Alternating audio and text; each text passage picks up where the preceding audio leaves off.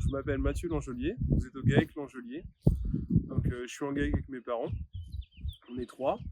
On a une surface de 210 hectares sur la commune de Mont-Saint-Saunois. On est dans le Nord Sarthe, entre Mamers et Marolles-les-Brault. On élève 150 vaches limousines, un système naisseur-engraisseur, et depuis peu on fait aussi 2 bâtiments de louer en chair. Mathieu, ça va faire 5 ans que vous êtes installé et vous avez eu un parcours un petit peu chaotique depuis 2016. Vous pouvez m'expliquer un petit peu? Alors voilà, donc comme tout jeune aujourd'hui qui veut s'installer en vache allaitante, déjà la première difficulté c'est d'obtenir des prêts bancaires pour s'installer dans ce système, parce qu'avec une rotation très courte et des revenus très lents à arriver, c'est compliqué de trouver des fonds. Après moi je me suis installé en 2016, donc, sur une année déjà avec des prix de céréales et des rendements très bas, un cours de la viande qui ne pouvait pas être au plus bas non plus. Donc c'était très compliqué. Ouais. On a commencé la première année à faire des gros trous dans la trésorerie. Vous avez décidé de changer de stratégie. Vous pouvez expliquer un petit peu, comparer l'avant-après? Ouais, on a décidé de changer notre système un petit peu.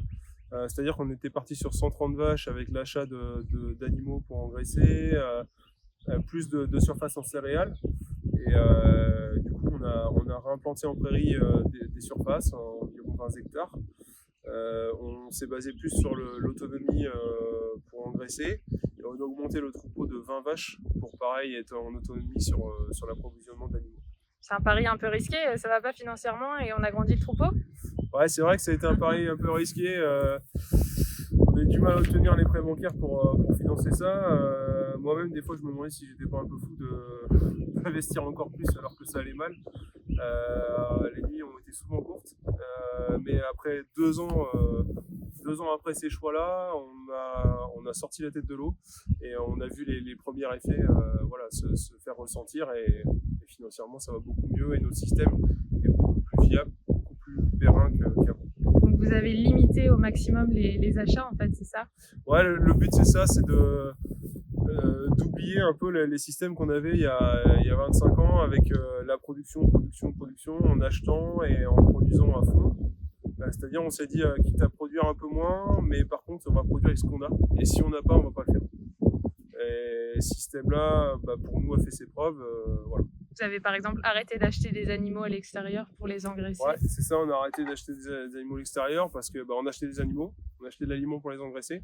Et en fait on dématérialisait carrément, quasiment la production de viande du sol. Et je pense que c'était un mauvais système. On était parti dans quelque chose de trop industrialisé pour que ça marche aujourd'hui. Et vous avez aussi revu vos rations? Vous pouvez me citer un peu vos aliments aujourd'hui avec lesquels vous travaillez? Oui, on a revu nos rations. On va dire que aujourd'hui nos rations ils tournent autour de l'herbe, beaucoup à l'herbe. On incorpore bien sûr, on fait du maïs en silage ou maïs épi broyé pour l'engraissement et maïs en silage pour les vaches allaitantes l'hiver. Mais on travaille beaucoup avec l'enrubanage, que ce soit pour l'encombrement et l'équilibre de ration pour les enrubanages les plus riches. Aplati de blé, donc ça on a toujours fait de chez nous. Et on travaille plus qu'avec une seule matière première, le tourteau de colza. Sur une exploitation comme la nôtre avec 150 vaches, naisseurs-engraisseurs complets, on consomme à peu près 2 camions de 30 tonnes de tourteau de colza à l'année. Donc on a réduit quasiment de moitié nos achats. Vos parents faisaient déjà de la vente directe et c'est un projet qui vous tient à cœur puisque c'est quelque chose que vous développez aujourd'hui? Ouais, ça a toujours été, ça m'a toujours tenu à cœur depuis que j'ai commencé les études agricoles. Ça a toujours été mon truc. J'en ai fait en stage. Je suis allé voir plusieurs systèmes. Et aujourd'hui, mes parents en faisaient avant que je m'installe un petit peu. On tournait autour de 4-5 vaches l'année. On est aujourd'hui entre 12 et 13, un peu plus d'une par mois, plus les veaux. Et le but demain, à partir de l'année prochaine, c'est de transformer nous-mêmes, d'avoir notre laboratoire et notre boutique. Donc c'est un projet qu'on va concrétiser pour le printemps prochain. Écoutez Mathieu, on se revoit l'année prochaine pour visiter votre labo. Avec grand plaisir. Merci.